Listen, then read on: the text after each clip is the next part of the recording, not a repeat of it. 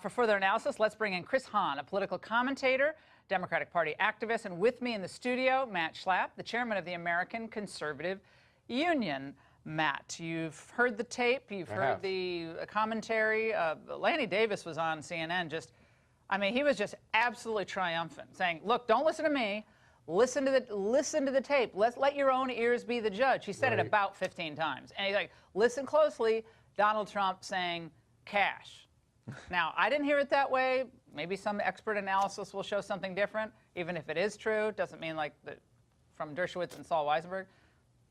No criminal implication, but this is a pretty blockbuster night. I listened to the tape. I hear his assistant come in. He's on a Coke. phone call. Can I have a Diet Coke, please? He needs some ice.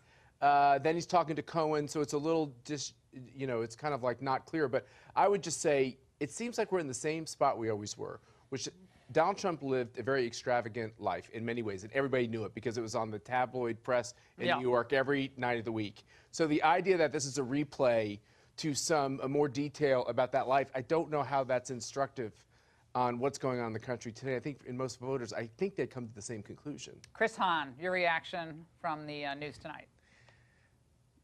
I think it's kind of like, remember when they had that sound effect? Did you hear Laurel or the other thing? I always heard Laurel. I think if you believe that Donald Trump is not telling the truth, you heard what you wanted to hear.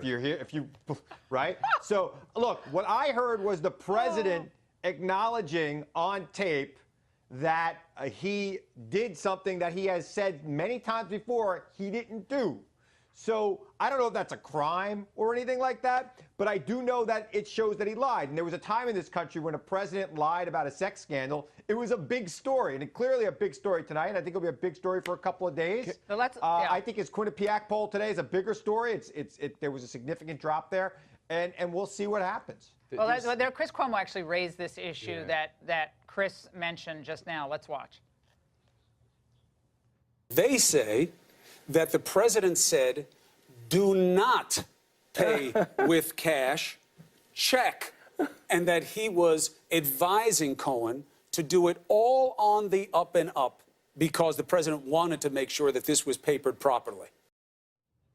All right, we don't hear Lanny's reaction, but he basically laughed and went on to refute it. CNN's own website says it's unclear what is being said in the tape. Matt. I agree with Rudy. Listen to it. Your viewers can make up their own mind. But I also, let's be clear about what this is. He's buying the rights to a story that makes allegations. It's a salacious story, and I don't think it is very uncommon for people who are prominent people to want to not have a bunch of negative things written about them, and they buy stories. Now, are all the parts of the story true? I don't know. But that's what the tape shows, potentially, is that they wanted this story not to run. That's what we're talking about. His comment on Air Force One was something like he didn't have any knowledge of the transaction, or we don't have the actual. Yeah, that was about Stormy Daniels. It wasn't about McDougal, right? So that was it's a different transaction. He denied knowing anything about McDougal as well. So here we are with him knowing something about McDougal. So I don't think we can believe anything he says about McDougal or Stormy Daniels or any of these other things that might pop up that are like this, because he has been proven a couple of times now to not being truthful with the American people. If I was advising him, I would say, put it all out there, all the dirty laundry on anybody who might have something like this. Did you say that about Hillary? Tell everybody about it. Wait a second, Chris. Let me, hold on. His voters won't care. Get out the dirty laundry. Have you ever said that about Hillary?